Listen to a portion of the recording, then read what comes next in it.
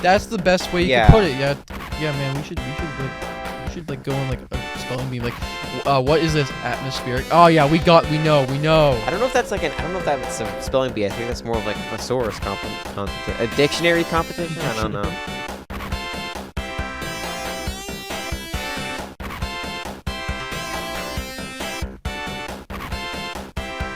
Hello and welcome to another episode of the Second Year Run podcast. I am your host, Wyatt Mason, and today I've got a very special guest with me. It's Connor Malcolm. Welcome, Connor. Well, happy to be here, Wyatt. Awesome to be on a podcast for once. Good people, actually recognize me and want to, speak to me. But thank you for putting me on. So yeah, of course. What's the plan? What's going on, man? Well, I've decided to break it up from our usual discussion about school and life and everything else. And today we're actually going to talk about something more specific. I want to talk about Sonic the Hedgehog because personally, it's a franchise I've loved since I was a kid. And I still don't really understand why. Like, I kind of get it, but I don't really know. And I was hoping that maybe with your help, we can maybe, figure out what it is. With the power of friendship. Yes, with the power of friendship. I was thinking we could maybe figure out why Sonic the Hedgehog is actually a good series. Was it ever in doubt, actually? Like, did you ever think it wasn't a good series, Wyatt? I mean, there's been see, the problem is that like the Sonic the Hedgehog series has like as a video game has had a lot of choice entries into the series that have left people divided. Ups and downs, as we'll call them, Yeah, exactly. I think the main reason I wanted to talk about Sonic the Hedgehog is that right now is a pretty good timing for it. We're having a new game coming out like either like on Tuesday or something like that, like pretty quickly, just a remaster of an older game, Sonic Generations, but now they're adding a new storyline to it, calling it Sonic and Shadow Generations. And that looks really interesting, has gotten me excited. Because I'm a pretty big Shadow the Hedgehog fan. But we've also got the third movie coming out at the end of the year. Perfect timing with all that going on. Yeah, in December. And also Shadow's going to be in that movie too. So it's kind of a sort of a year of Shadow, so to speak. So I thought it'd be fun for us to also take a look at the Sonic the Hedgehog series. To get to like the root of it, I think you need to just look back first at the first release game in 1991. Yep. Sonic the Hedgehog, just titled Sonic the Hedgehog. Yeah, exactly. Nothing fancy. I played that. I played the first 4 originals, so 1 CD, 2, and then I did 3 Knuckles, but like I always count them as one, not separate. I know people obviously count them as separate, but no. Yeah, so if we're starting from the very first game, I'm gonna be honest with you, that's like my least favorite of the 4. Right. It's so janky and whatnot, but like obviously, the vibe you get from it is. If you're like comparing it to Mario or any of the other games like of the time, hell yeah, it was the one it was so cool. Like you were literally like the fastest being alive. You didn't care about anything. You just got the job done. And honestly, on God, it was a pretty fun game. Like I can't really hate it. I just don't like it. Especially because that first Green Hill Zone is good at being like a test of speed. Because you can clear that like first level pretty quick. But immediately after is Labyrinth Zone, which is nothing but platforming. Like I think the problem with the first game from the 90s is just that it like just kind of lost the idea of speed after its first level. Because even like I can't remember what it is now, but there's an underwater stage where it's just slow platforming. Like it takes all ideas of speed completely out of it, despite that being like a critical part of sort of its advertising. It's one we don't talk about. Okay, we know Labyrinth Zone. It's bad. The reason why I hated Sonic the Hedgehog 1 because Green Hill Zone is iconic. I love it. It's a great intro. It's great with speed, and the bosses actually keep you keep you going. And personally, like obviously, it's like my second favorite. I still think a star. One after the water one. Isn't that just New Egg Zone, or am I? Nope. Brain. Wait. Brain Scrap Zone. Brain Scrap Zone is the last one. It's one before that. Starview, Star City. I don't know. We should have like a whole dictionary of like all the Sonic places. Then I'd be like, oh yes, of course, this is the one. But yeah, no. That was my favorite because it was still it was a little bit harder, but like it still kept the speed mechanic going. Yeah, that's right. Yeah. It has a lot of like downhills that you can go like. Go scooping down. There's a lot of like little like I don't know like U-shaped little things that you can kind of like speed out and jump of. That was a good one of like more like momentum. Exactly. Maybe not so much speed, but momentum. Starlight Zone. That's the one. That's the one I like the most. I think we already said it. It was like I like just the momentum, and I know the very first level Green Hill was like it was about speed, but I think momentum is why I like CD more. We'll get to that in a minute, but like Starlight kind of had like the same bits and pieces all laid out for like what I enjoy about Sonic personally. I know like obviously some people do enjoy the speed. That's why Sonic 2 is like a lot of people's favorites of the original four. So it's you if you have your favorites, and I get it. I won't judge you on the podcast. I'll judge you outside of the podcast. Well, I was going to say that too. With the first one, it was probably just trying to be a platformer with a gimmick. Good point. But with the second one, it really was about the speed. Like, they really looked at what they saw and how they were advertising the game, and that this is the advantage they have over, like, a Mario or any of its clones, per se. Was that, like, okay, we can make things go fast. We have this quote-unquote blast processing. Let's try to use it. And I think that's why the second game is like the milestone kind of that it is, and why it gets much more acknowledgement than like the first game in sort of a fandom space. I think also the music too of the second game, like almost like bar for bar, every single Sonic game has good music. Regardless, you can't tell me otherwise. Sonic, like, you can diss a lot of things about Sonic, but music is one of the few things I say you can't beat in Sonic. Some of the worst Sonic games somehow have like the best music. Like, I don't know how that one works out. It's like the quality of the game is dictated by like the quality of the music. I don't know why. But in the terms of Sonic 2, its music is really good. All of its stages are iconic in the terms of music. The sound effects I think have lasted like throughout time. Yeah, no, literally they are recognizable, yeah. And sure, it's just the same sound effects that they're using across the same Genesis games, but still it's just part and parcel that it all goes together. Parcel. Yeah. Make fun of me on my own podcast. I will. Yeah, that's why you brought me on. We will talk about me one day though in specifics, not just Sonic related, because I'm here for Sonic because I enjoy it so much. And speaking of Sonic, because this is an awesome segue to Sonic, because obviously Sonic. I kind of want to. I'll skip CD for now because I know it's a really controversial one, but like talked about 2. Then I got to bring about like Tails came in 2. I think.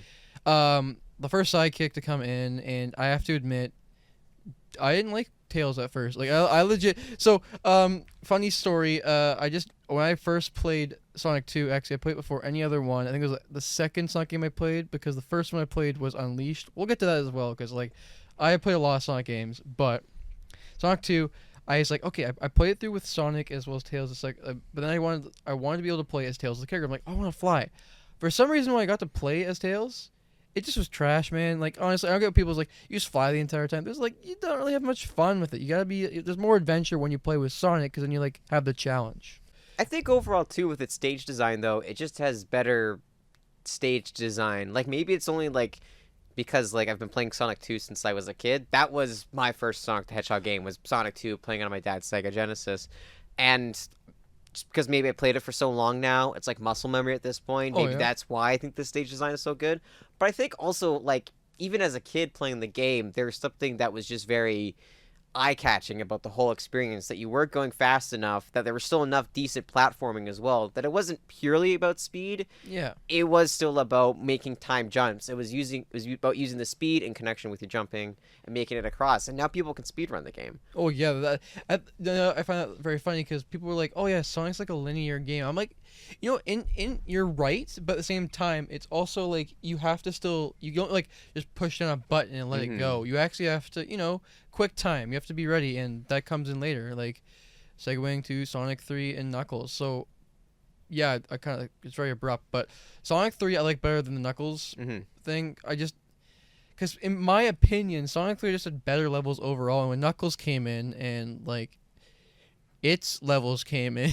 Well, we clarify too, because what happened was that with the original Sega Genesis was that Sonic 1, 2, and 3 all came out just as a normal cartridge game like you get for your Genesis. Then Sega did an add-on, like, expansion pass, essentially, for Sonic 3, and they called the game Sonic and Knuckles, and the idea was that you could take your Sonic 3 cartridge and put on top of Sonic and Knuckles and play it as all one big expanded game. So technically, Sonic 4 is actually Sonic and Knuckles, but the way they all worked it out with, like, branding and whatnot, it's basically just an extended Sonic 3. It's Sonic 3 Part 2. Yeah, exactly. So you're saying the first half of Sonic 3 is better than the second half of Sonic 3. Yeah, and, there's no diss to Sonic 3, but this is a diss anyway, I don't really care. Legit, the levels in the the sequel part of Sonic 3 just are way too slow, way too gimmicky, and just overall like I just never enjoyed it. Like Sonic 3, you know what? It had some good movement, and it had I think like one of the best over like Angel Island. Yeah, that was like the peak. And I think so. I think was, that's like, better. I think Angel Island Zone as an opening stage compared to Green Hill Zone and compared to Emerald Hill Zone. Yeah, Emerald Hill was, I think it was still good, but it was never going to be as good as, Angel Island is definitely a step above. And that's what a perfect example we were saying that a Sonic game isn't exactly linear because that stage feels very open. Oh, yeah. It may be pretty closed off. You have to go from left to right, but it still feels like you have so many different pathways to go along in that first level. And you ultimately get to the same goal at the end. But just that, even that illusion of choice was still nice to see in a game that could only display so many colors at a certain time.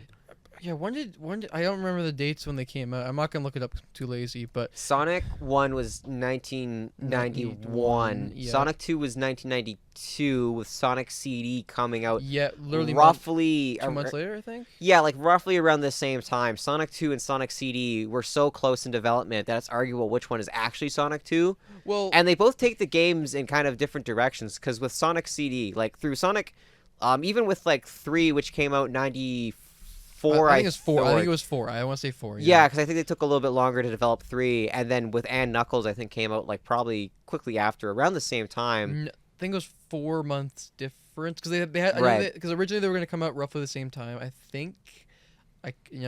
Don't quote on me. I'm not talking from a source here. I'm talking from the heart, and that's where it matters. But going back to CD.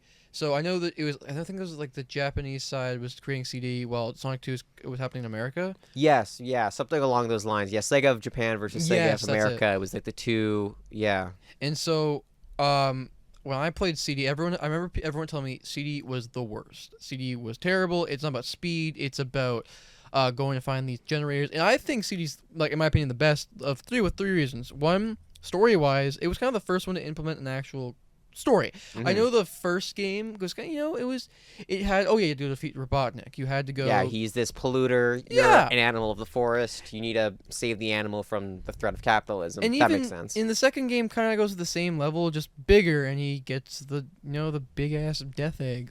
Yeah, and then you can go Super Sonic in that one. Sonic. Yeah, that's dope. But Sonic CD works with time. I thought that was so bloody cool because I was like, oh man, look at the first things first. Sonic CD's music is the top. It is the best music at all. Japanese, and I even do think the American has 2 sets of it. They did a Japanese soundtrack, sometimes also called the European soundtrack. Oh yeah. And then they also did an American soundtrack, which was completely different. Yeah. And I agree. I think that the European one sounds better. Sounds better. Stardust Speedway specifically, I think, has got the better version of the song. Yes. So for the Japanese Euro version, I believe personally, overall is just my favorite. But that being said, the American version does have some good. What would you call it? It's more atmospheric. That's the best way you could put it. Yeah. Also with Sonic CD, the time travel gimmick. Yes. It is a little bit of a gimmick, but within the stages, you were able to, even though it was only a 2D game with 16 bits. Yeah. Extremely low processing power. It was still I'm saying putting air quotes over top of generating new stages based on whether it was in the past, in the future, or in the present. So not only do you have maybe a normal run of 8 stages. Yeah, roughly that. Yeah, but roughly 8 stages, but it technically gets bumped up to times 3 of that. Yeah. Because now you have a past and you also have a future version as well as being a present. And there's also technically a good future and a bad future. So you have to take those 8 normal stages and times it by 4, and that is your total amount of stages. You're not going to play through every single one on every playthrough, but you have a lot of options. And there is backtracking in the game, too. That's exactly it. Yeah. No. So one reason I love the game is because if you were to go, let's say, Tidal Tempest, that's actually my favorite level. And it's an underwater level, but the music, the theme is just great. You go into underwater cavern in, that's you start off in the prison. You go to the past, and it's this the water level is lower because all the ice caps haven't melted yet. It's all pretty still, and everything is less technical. It's more it's literally you can feel the past. Everything music wise, I forget what it's called. I think it's staccato or something because the beats are now more simplified. Everything is more boop boop boop instead of boop a doop a doo, and so That's funny. That's a good example, yeah. But and the best part about that is so if you don't know how to play Sonic CD, you have to go to find a generator. It's like for the past or the future. If you destroy it, good future happens. But if you fail to destroy it, the bad future happens. And even in the present, if you don't destroy it, you actually just go straight to the bad future. And I think the best part is looking at the good and bad future, seeing the parallel. Because in Tidal Tempest, regardless, the water level rises, but in the good future, the water's all clean. The ice is melting. We can't fix that. But guess what? We can still make the water still usable, still treatable, and still have the wildlife live. Well, in the bad future, the water is unusable. It's pink, and oh my god, the theme of Tidal Tempest for bad future is just so disturbing. It's just these sirens going off, and you just hear like if we were learning this too, like in music theory, a leitmotif. Thank you. Oh, okay. Hey, so a leitmotif. Yes, that's the one. I knew it. Definitely didn't have to edit out 20 minutes of us trying to Google. remember that. Nope. So leitmotif. So throughout the entirety of Sonic CD, every kind of theme has a leitmotif to it. Like every setting, every version has a leitmotif. So throughout the past, it's just a simpler version. Well, in the future, you have either a more refined version or a more destructive version. Like if you go through the entire game, music theory, I'm not very good at, but I bet you would have a field day with that. And I know we were talking about CD for a while because it's my favorite and because I wanted to stay on track. But we gotta push. We gotta go to the future. Like as in like Sonic CD future, like go down that route, or that was the reference. Are we gonna go through the good or bad future? Oh, I see. Well, so far we seem to be heading down into a good future of Sonic the Hedgehog because we almost completely skip the Sega Saturn era of Sonic the Hedgehog, except for one game called Sonic R, which was racing game that they tried to make for just the Sega Saturn. It was Sega's third console technically. The Sega Genesis was their second console. So for their third console, they didn't really have a mainline Sonic game. They had a compilation of the original Sonic games, the first three. So minus CD and Knuckles, just the original three, was called Sonic Jam, and that was put on to Sega Saturn. So you did have a Sonic game to play, but you also had Sonic R, a spin-off racing game that is not great. Good. It's not good. People want to try and defend it, and I can't. It's just too slippery. People want to say it's about precision and control, but I say that it's bad. I say that it's bad. It just has bad controls. If you don't enjoy playing it, it's bad. That's the when you play a game, it's not like Dark Souls where it's like it's hard. If it's hard but it's still fun to play, that's different. It's just not fun to play in general. And I feel like that's kind of like a pattern that would start to happen with the Sonic series overall, is that you would have these really good core concept ideas of what the Sonic is supposed to be as a game, and then you try to take that concept and put it into somewhere it maybe doesn't necessarily belong, and that's how you get the future of the Sonic franchise. But before we get to there, we skip pretty much the Sega Saturn. It has a bunch of great games on it, none of which I've played. There's one I have to mention. Robotnik's Mean Green Bean Machine, I think is what it's called. No, it's Robotnik's Mean Bean. There's no green. It's just Robotnik's Mean Bean Machine. But that's another spin-off game, which is just a clone of a Japanese game called Puyo Puyo. Yes, I was going to mention that. But yeah. I don't know why I like it better than Puyo Puyo, though.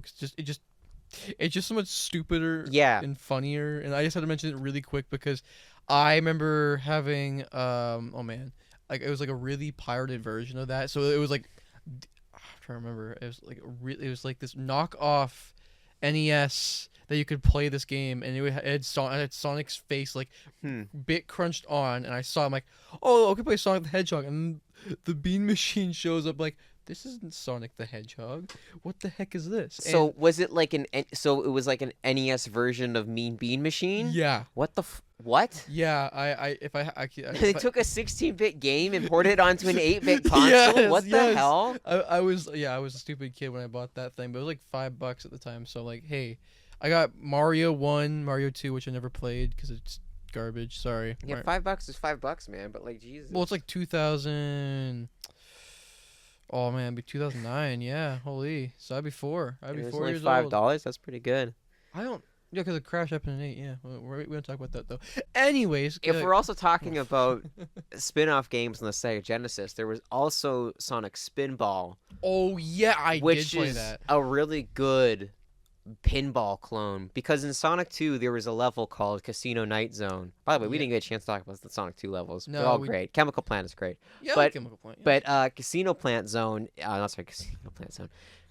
Casino Zone was just it was just that. It was just like because one of Sonic's things, you can turn into a little ball. It's a creative and like good use of a level idea. It was honestly genius. Yeah, you're just bouncing around. There's all these pinball paddles, and you can like go into slot machines and like get a bunch of rings and try to get extra lives and whatever. So they decided, you know what, this is such good as a level. Let's just make an entire game about it and have it be based around pinball. And you're like going into Dr. Eggman's lair, and you're trying to bounce up and get all the Chaos Emeralds.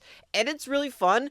It's got sweet music. Toxic Caves is legitimately one of the best. I was stuck in Toxic Caves forever, but I never complained because the music was great. That's the thing. Sonic Spinball is like also really hard. Like it's kind of, the physics are kind of bullshit. I have no idea how the hell I played it as a kid. I don't know. But yeah, the music is good enough with Toxic Caves that if you are stuck there for a couple hours, you could just jam out to the music and you'll be okay. Yeah. But I don't know. There's a lot that I still really like about Sonic Spinball. I play it every once in a while as a guilty pleasure. I got the reason why I played Sonic Spinball was one of the few games I played on the weird $5 bootleg. No, okay. This actually was on the newer Sonic title, not Generations, obviously not Generations, because it's definitely not Generations. Bruh, what's the new? Oh, not really new. It's like Mania. No, it was after Mania. It was the Forces. Nope. It had like all the redos of the first game. Sonic Origins? Yeah, Origins. I got Origins because I wanted to play the original games because I legit lost like half of my stuff because when I was really young we sold most of it. But I play Origins and Origins. I'm sounding like Origins. Gosh. You played Sonic Origins. Yeah, and they had, if you like beat some levels and stuff, you could unlock all the like spin-off games. That's where I played it. So that's actually where I played Sonic.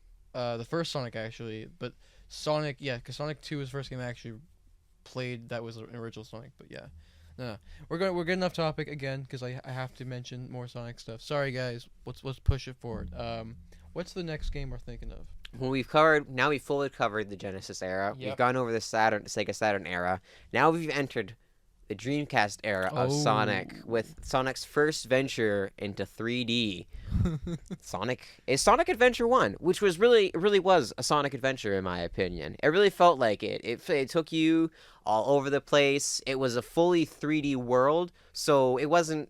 The levels were linear, but you had 3D hub worlds connecting all the levels in between, and so that with the travel made it feel like an adventure to me. And the level of variety too. It had good level design, I think. But you look like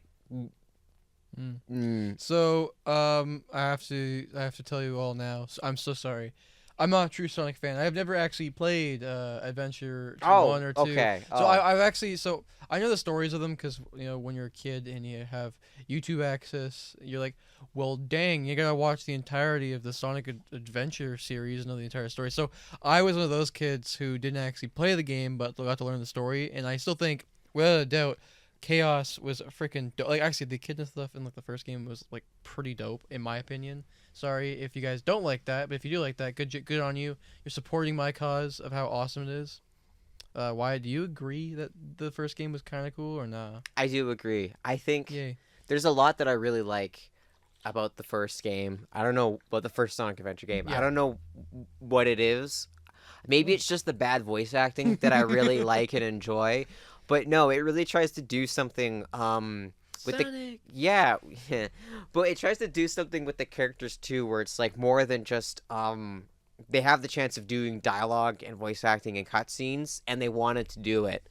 They were trying to give these characters something more to work with, and ultimately pushing them towards what we would start to get with a modern Sonic, where he's with his friends, he's got animal companions, he's a lot more talkative and snarky. This is really where you start to see, I think, where Sonic is going to go and where the rest of the franchise is going to head to. It was a great first step from what I could see. And then you had multiple characters you could play as. You could play as not only Sonic, Tails, and Knuckles as you could before. Now you're also able to play as Amy Rose, and you're able to play as the robot Omega. Oh, no, sorry, Gamma. Gamma, because Omega's next game. Yeah.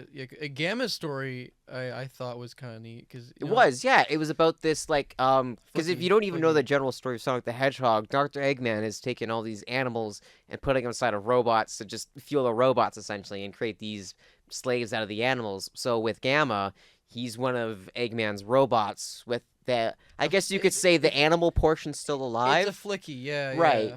And it's like it's still in the robot and it's kind of realizing its sort of not humanity, but just like its sentience. Exactly. The fact that it's a living organism but it's being programmed to kill.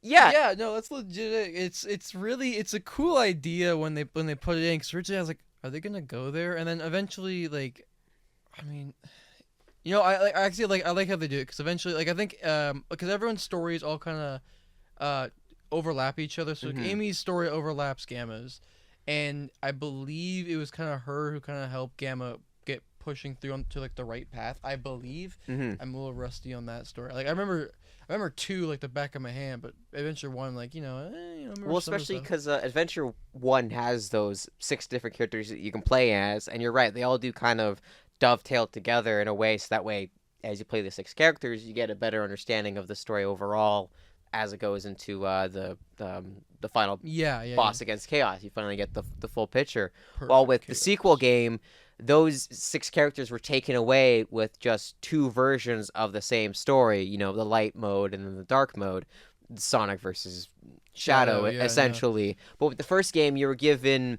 It was much more loose. Same thing with the first game. Like I said, you had those open hub worlds, which were taken away completely in Sonic Adventure 2, which kind of limited the adventure part for me a little bit. It was still adventurous in that it was like these big locations, like they were going to the pyramids and the jungle, and they're going to all the Chow and whatnot. Yeah, it starts off in like, the city, and then it ends up on the moon by the end of the second game. But it still wasn't like that's almost like Sonic 2 in a way. Like the original Sonic 2. That's like it's just like that kind of like linear progression as you're forced to go from level to level. At least with the first Sonic Adventure game, you had those breathing points in between each level. So it felt like everything was not taking longer, but it just felt more like a journey. It felt more like an adventure.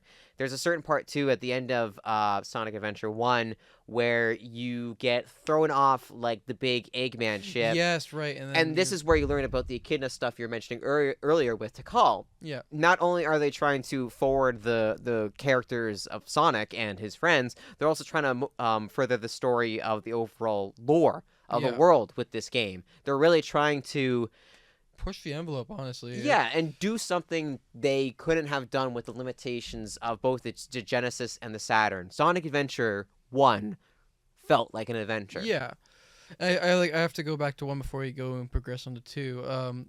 Just the idea, like, so we throughout the entirety of Sonic, I think literally starting from the second, like the first game we had always the Chaos Emeralds, but the second game is like, okay, but actually a 7th one you guys didn't know about, and then eventually we learned about the Master Emerald in 3 Knuckles basically, and learn how that kind of works. And now we go into Sonic Adventure 1, and that becomes like a pretty big, like, like I think Sonic Adventure 2, like they use the emeralds to like a different gain, and obviously they used it just to go supersonic, and that was like, oh, okay, cool, this is something you can do. I have to admit, like I said, this, like the music, like we said, the music in these games are freaking dope. And Sonic Adventure 1, I'm trying to remember, I think the Sonic Adventure 1, they didn't use the emeralds for much. I think Sonic Adventure 2 is where they actually use emeralds for different things, like the cannon, or am I thinking something different? In Sonic Adventure 1, actually, I thought this was the point you're gonna make, was that like they used they're using the Chaos Emeralds towards the big bad of the game, Chaos. Right. Dr. Eggman, that sounds so fucking lame to say out loud. Like with any kind of like Eggman. vigor and like passion, Dr. Eggman. Dr. Eggman finds this, like, because of, like, the echidnas, and they worship this creature called Chaos, essentially. Yeah. And so Dr. Eggman figures this out. He finds out about it. He realizes that if he gets the 7 Chaos Emeralds, he can create this cataclysmic event and recreate the world in his image. And that's why he's in the quest for the Chaos Emeralds. And that's why Chaos is a big part of the game, and why he's also named the way he is. But he's also really interesting in that he is a water monster, which is when they were designing the game, was a big thing they wanted to push. They wanted Yeah. to push the graphics of what the Dreamcast could do and what audiences might expect a game could be on the Dreamcast, and so they went with these water effects, which still look okay. Honestly, for the time, it was Yeah. definitely good for sure. I would Yeah, deny that. like I would say I probably would be a little amazed by it if I was like looking back at it in like 1999 or whenever the game came out. Yeah. I can't remember now, but like yeah, nowadays it's just like okay, it's water physics. It's water physics. Like nowadays, there's like literal programs you can run to get that. So it's like, but yeah, no, that's Sonic Adventure 1, and I thought it's pretty good. Then Sonic Adventure 2 rolls around, and you're like, for the 10th whoa. anniversary of Sonic the Hedgehog, oh yeah, they decided to introduce a Vegeta essentially. Basically, yeah. Like it's just to like if we already have Goku with Sonic, and we already have Super Saiyan with Super Sonic. We got the 7 Dragon Balls in the form of the 7 Chaos Emeralds. Like we're just missing a Vegeta. Like Krillin, okay, we got Krillin as Tails. That's obvious enough. We don't really have a Master Roshi. I guess he can maybe be like Sonic's uncle from like the comic books if we want. Oh yeah, we'll talk about the comic books in a bit. I was an avid reader of those. But with Sonic Adventure 2, with it being the 10th anniversary, they once again with Sonic Adventure 1, they wanted to push the lore. Exactly. They wanted to push what they could do with the characters, and like we kind of mentioned before, you strip down instead of having just like 6 characters that you could play as. You're only getting 2 versions of the same story. One's about Sonic's side of the story, the other is Shadow's side of the story, because well, Shadow is in Sonic's shadow in a way, so it makes sense to have those mirrored things, and even the naming scheme is good. Legit, like it works, and especially because he's just like a black hedgehog, it works as it being both like a copy foil of to the light. I yeah, guess. exactly, which is what Sonic is. I don't know. There's a lot of weird things about Sonic Adventure 2 that I end up really like, even though the game itself isn't so good. You know what? You're right. The second game isn't like super good. But No. It's like I could never hate it. It's just how like that's another game where like once again the music is like so Oh my good God. that it fools you into thinking that the game is kind of better than it actually is. live and learn. Yeah, no. Living on the edge of tomorrow. Live and learn. No, legit. I remember. Yeah, because I think I was first introduced to it by so I remember other people have said, oh yeah, they got introduced to Sonic Adventure 2 via the Snap Cube dub. Okay, if you don't know what that is, it's just a really funny dub of the entire game. But there's the dark character version and obviously the Sonic version. And I personally I didn't actually know about this until I was like 12 or something. Or like whenever, I think when like a year after it came out is when I saw it. But regardless, I had seen the original, like both the original like first and second online scenes where I'm like, that's pretty dope. And I'm like, yo, what's this? And you proceed to like the game now is like scarred for me. I can't watch the like Sonic Adventure 2 without seeing the dub and making dub references. I guess I'll just talk about the Chow Gardens then, Okay. because that was in both games, and it was something that they've brought up in only the 2 Sonic Adventure games and never used again. Was just the idea of like these so you have the main game running around at the speed of sound, places to go, you got to follow your rainbow, but then you also had this weird second edition of Tamagotchi, essentially. Yeah, that's a good way of putting it. Yeah, like it was just these virtual like pets or like Nintendogs. Like it was these virtual pets that you could raise and give them stat boosters, and you could have them participate in races. Like it had no tie over to the actual main game. It was just a whole other subsection, and yet there is a part of the Sonic fandom that is in love with that, and Sega knows this and then just never did anything with it, which is weird because even in like the new movie, like in the trailers, you can see they're like referencing like the Chow and like Sega, just do it. Sega, what are you doing? Just make it a mobile game. Like people will be Sonic fans will be would Sonic fans would pay into a gacha because Chow like the Garden combination of what you could do to the Chow, like just to make different types of Chow, like obviously it's such a cool idea, and the fact of the matter is that they aren't like I think they were planning on it and they just never did. And I'm like, yeah, for whatever reason. Oh, cause Sonic's too cool, and it's like, or too cool for school. Oh no, Sonic going to school, Sonic learning. Sonic Schoolhouse, what? Yeah. No, but legit, they're like, no, we won't do that because Sonic's cool. And it's like, no.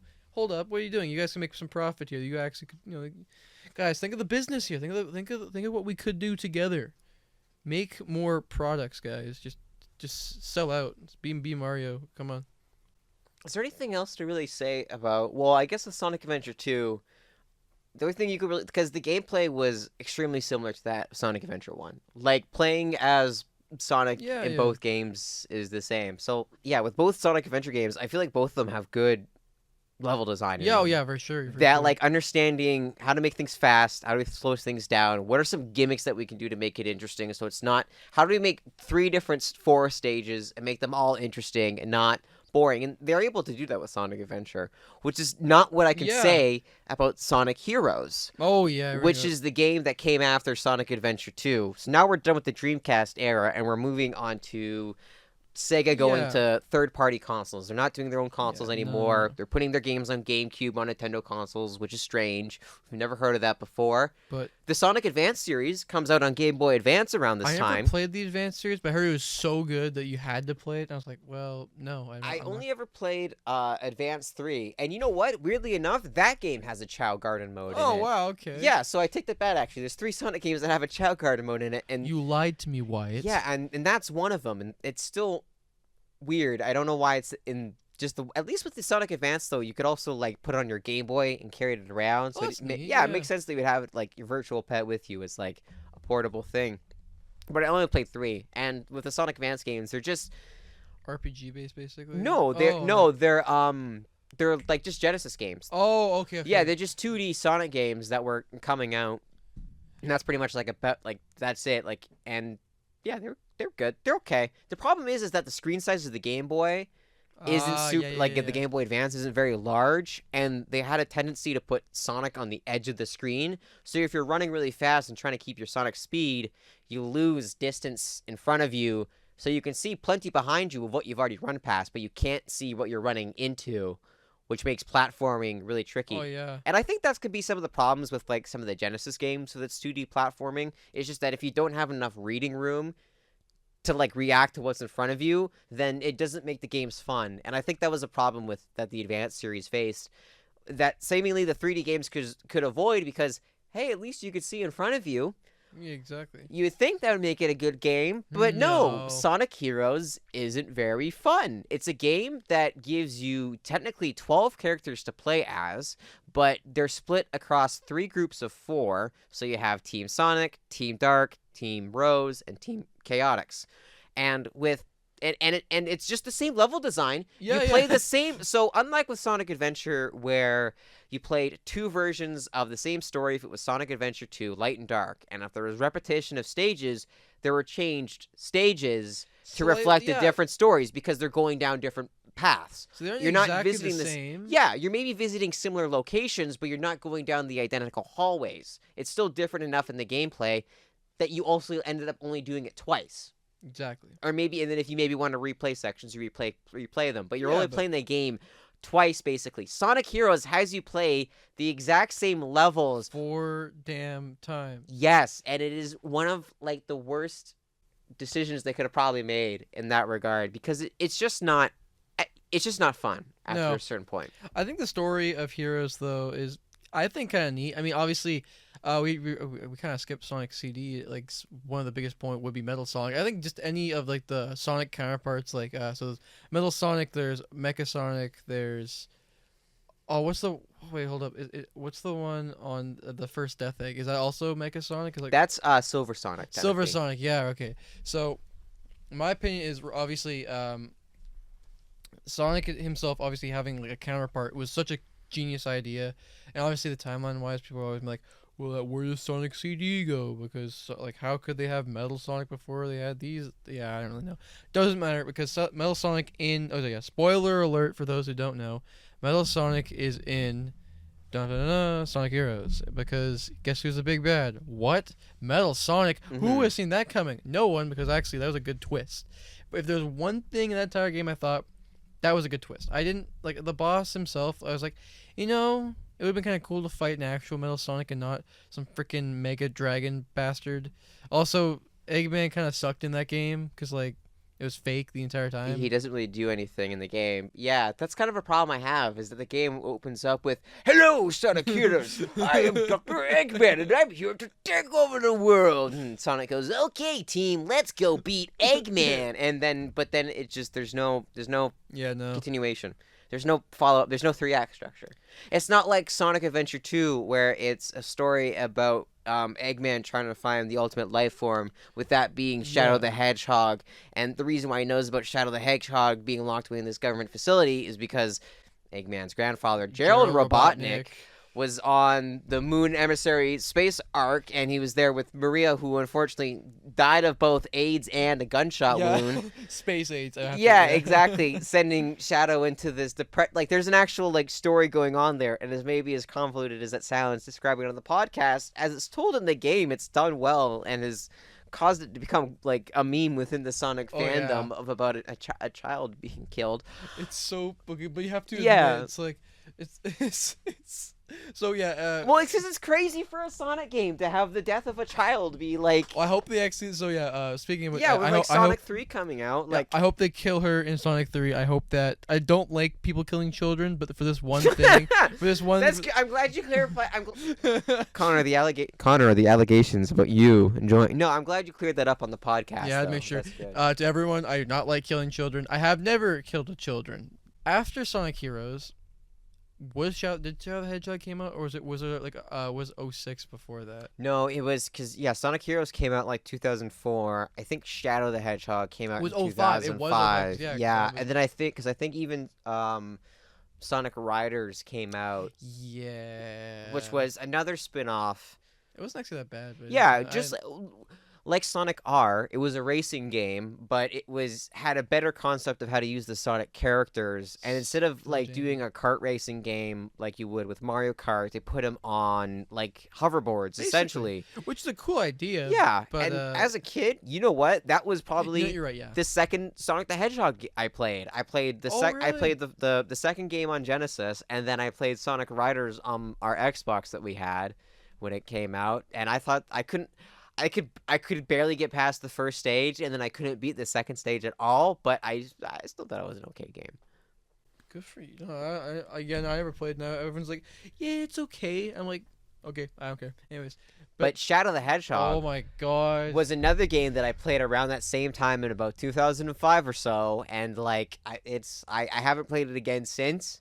I liked it as a kid though, and I feel like I don't want to ruin it if I play it again, right? Like right. Like I feel like that's like I have some good memories attached to this game. Let's leave it that way. Yeah. Although you know what, I think I do remember a certain point as a kid playing this and being like, you know what, I need a break. Yeah, like I'm not like having fun anymore, and I think that was probably the first time as a kid that I wasn't like having fun with the video game, which was like yeah, exactly. It was like I was like 4 or 5 at the time, and I was like, I'm good.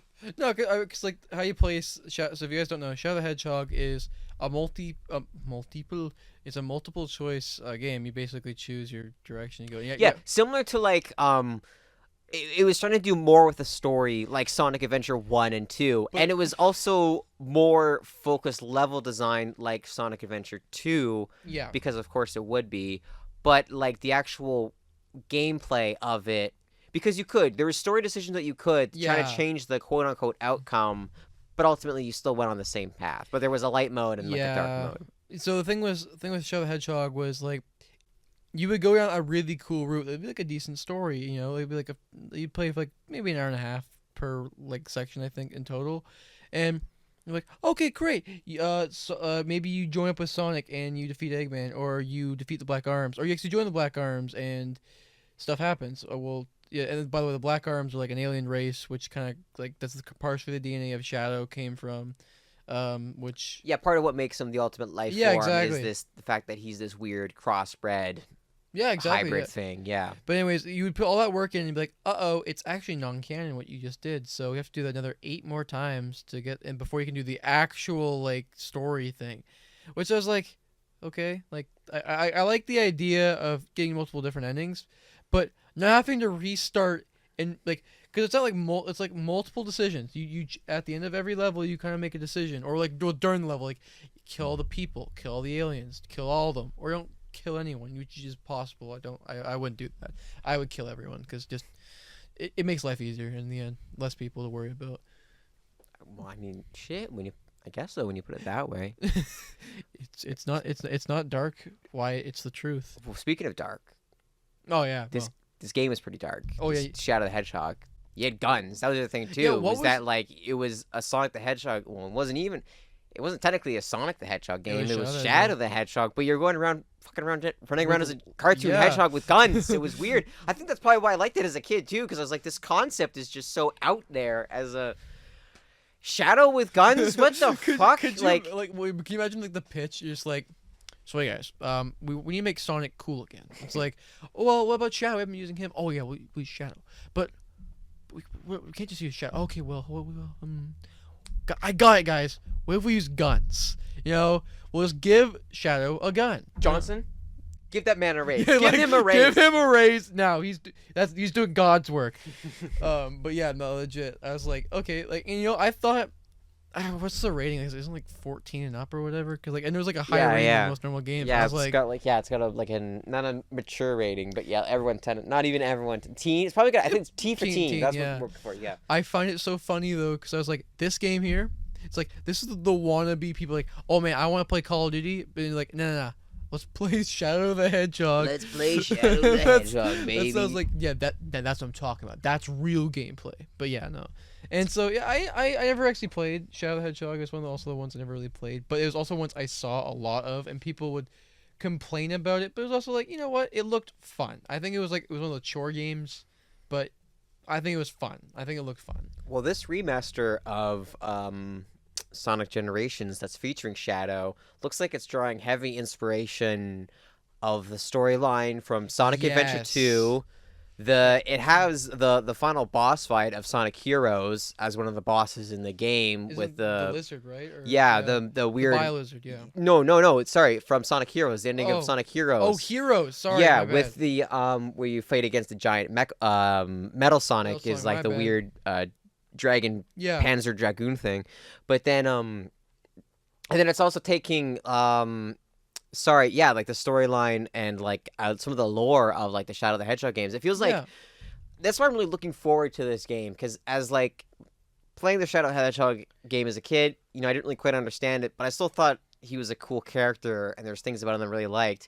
And then you learn more about his backstory through the other games and kind of the tragic story of Shadow. That like there is enough for him to have his own game. Like, it makes sense why they did it in 2005, because it makes even more sense that they're doing it now in 2024.